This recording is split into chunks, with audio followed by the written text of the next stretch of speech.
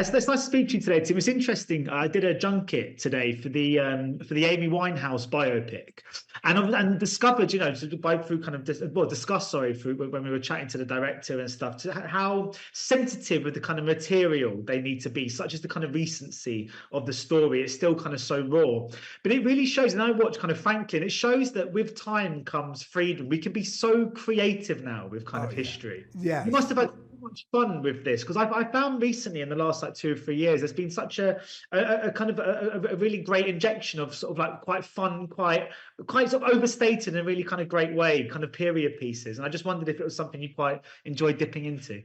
Well, to that statement, I would say the goal here was to not tell your grandfather's Benjamin Franklin story. And who wants to tell that story right now? I mean, and plus the man was, all in the Enlightenment.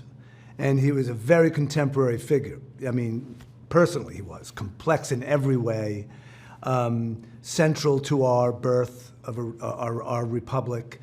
And, so we approached the project that way. Early drafts were a little bit drier, a little bit more historical. But as we started peeling the layers back and digging into the research, it was like, let's just get over this guy's shoulder and go on the journey.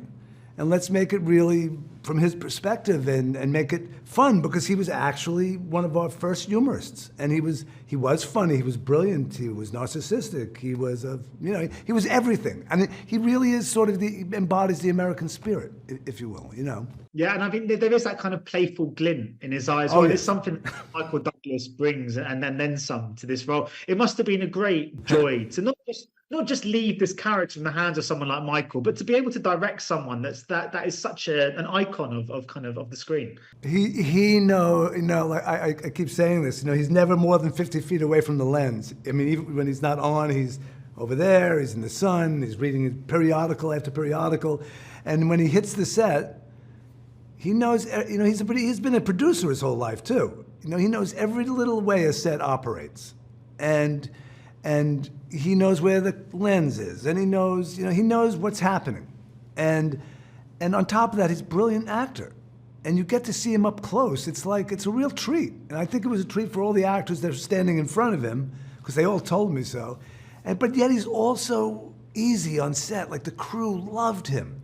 And he loved the crew, and he's so personable. So it was great. It was really, it was just a joy. I mean, we sort of take for granted. I was speaking to my wife earlier, and I said, I'm watching this program, Franklin, it's got Michael Douglas in it. And we sort of take for granted that you're getting icons of cinema now making TV series, for kind of streaming and for streamers, and obviously in this case, kind of Apple. How exciting is it for you as a filmmaker that lives so much in the kind of world of TV to have this door open now when it comes to casting, where you can kind of attract anyone? There's no boundaries or limits to who's going to take place, to who's going to make sort of TV. Whereas when I was growing up, it felt like there was a little bit more of a disconnect, I suppose.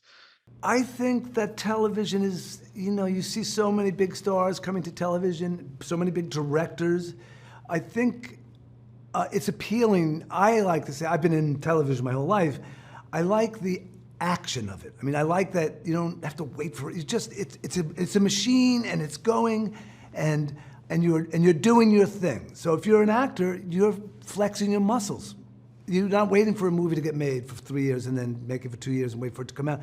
You're in it. And it's forgiving in that, like, if you're doing 8 hours and you miss something and you want to get it back, you have the time to go and pick up a little shot, or you could be a little bit more loose with it. And yeah.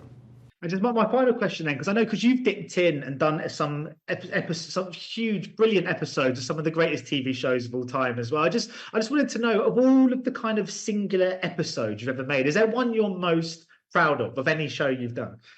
Wow, I'll be perfectly honest with you. I do not look that behind. I am always looking forward.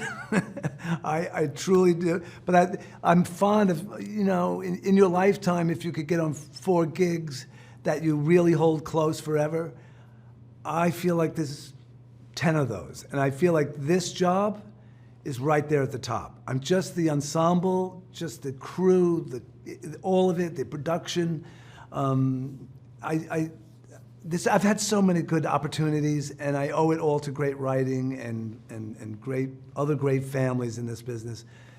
And so I can't answer that, but if I think of it. Well, thank you for your great output, all the same. Thank you so much, Tim. Cheers. Thank you.